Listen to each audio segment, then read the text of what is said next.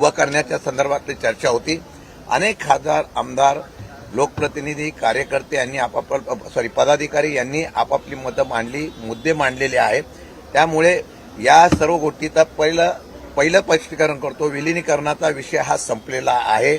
यापुढे विलिनीकरणाच्या बाबतीमध्ये कुठलीही चर्चा होणार नाही। आम्ही सक्षमतेने राष्ट्रवादी काँग्रेस शरद पवार पक्ष हा पवार साहेबांच्या नेतृत्वाखाली आमच्याकडे एक तो नेता म्हणून आमचा जो चेहरा आहे तो घेऊन महाराष्ट्रामध्ये आम्ही जाणार आहोत आणि हे नक्की आमचं झालेलं आहे। रोहित पवार काही वेळापूर्वी माध्यमांशी बोलताना असं म्हणाले, मी आज जरी आंदोलनाच्या निमित्तानं असलो तरी माझी एक पक्षासंदर्भातली खंत आहे की आमचे नेते काम करत नाहीत, रस्त्यावर उतरत नाहीत, आंदोलनामध्ये सहभागी होत नाहीत, कुठेतरी ही भूमिका घेतली पाहिजे। त्यांनी बघा, आज मी तुम्हाला पक्षाचा अध्यक्ष म्हणून सांगतो, त्यांनी मीडियाच्या बाहेर काय सांगितलं मी ऐकलेलं नाही। मला वाटतं मी त्यांचे काय सूचना असतील त्या मी ऐकून घेईल आणि मला वाटतं की पक्ष चौकटीतून शिस्तीतून आम्ही व्यवस्थितपणे सगळेजण एकत्रित काम करू।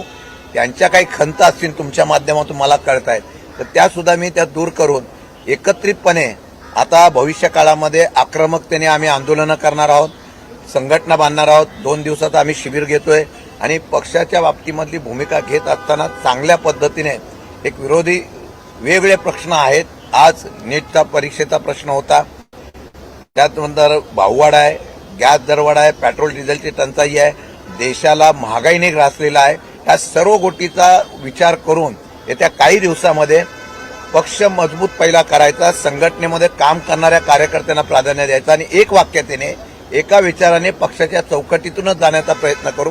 स्वतंत्र विचार कोण मांडत असेल तरी त्याला बरोबर घेऊन त्यांना आम्ही पक्षाची भूमिका पट्ट घेऊन चालण्याचा प्रयत्न करू, एवढं सांगतो। पक्षाच्या बैठकीमध्ये आज प्रफुल्ल पटेल, सुनील तटकरे यांना भेटतात, त्याच्यामुळे खरं तर कुठेतरी पक्षातल्या कार्यकर्त्यांमध्ये आणि पदाधिकाऱ्यांमध्ये संभ्रमावस्था आहे, कारण की पुन्हा पक्ष विलिनीकरणाच्या उंबरठ्यावरती आहे का, असाच सवाल निर्माण होतो। मी आता परत तुम्हाला स्पष्ट शब्दात सांगतो, याच्या पुढे मीडियाने विनंती करतो की संभ्रमावस्था निर्माण होते। मीडियाच्या माध्यमातून सांगतो की कुठल्याही प्रकारचा विलिनीकरणाचा विषय नाही, यापुढे विलिनीकरणाचा हा विषय संपलेला आहे। मी मागेही सांगितलेला, आताही सांगतो, अशी कुठलीही चर्चा आता पुढे भविष्यात होणार नाही। असं आहे की पवार साहेबांच्याकडे येणारे नेते बरेच आहेत, अनेक वर्षापासून ते एकमेकांच्या बरोबर काम करतायत। आता एखादा नेता भेटायला आला, तो कुठल्या कारणासाठी आला म्हणून त्याला लगेच वेगळा अँगल लावण्याची गरज नाही। आज पवार साहेबांनी देशाच्या पंतप्रधानांबद्दल एक भूमिका मांडली, देश हितासाठी त्यांनी भूमिका मांडली, त्याला लगेच पार्टीचा अँगल देण्याची गरज नाही असं मला वाटतंय। सुप्रियाताईंनी देखील आज बोलताना स्पष्टता आणलेली आहे की 15 ऑगस्ट नंतर आपण रस्त्यावर उतरून आंदोलन करणार आहोत। त्या काय म्हणाल्या आणि कशा पद्धतीने तुमचा पक्षाचा रण 15 ऑगस्ट नंतर आम्ही संयुक्तपणे काँग्रेस असेल, शिवसेना असेल, उद्धव बाळासाहेब ठाकरे आणि राष्ट्रवादी महाराष्ट्रामध्ये 15 ऑगस्ट नंतर आम्ही राज्यव्यापी संपूर्ण आम्ही दौरे करणार आहोत।